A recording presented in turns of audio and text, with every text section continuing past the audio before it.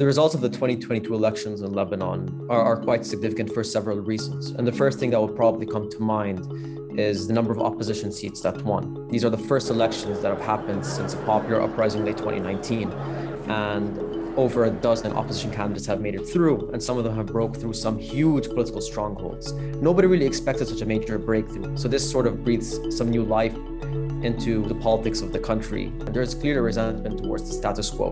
One significant outcome in the 2022 elections is the fact that the Iran-backed party Hezbollah and its allies lost major seats. At the moment, Hezbollah and its allies no longer have a majority in parliament, which sort of paves the way for some political deadlock or at least a swing in the way legislation goes going forward. So apart from Hezbollah losing significant influence in parliament due to its allies losing, its key Christian ally, the Free Patriotic Movement, significantly lost its seats.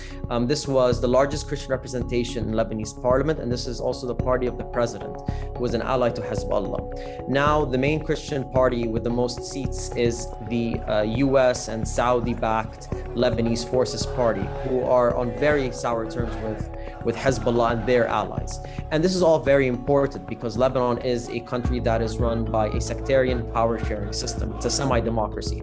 So that whoever has the most influence of certain communities plays a huge role in the balance of power.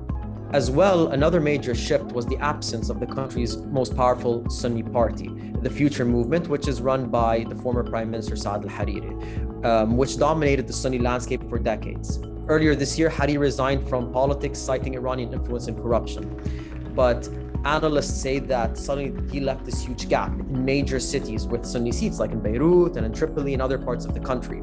Many opposition supporters got those seats. And on top of that, some of his supporters called for a boycott. They were having pool parties on the streets and staying home instead of going to the ballot boxes.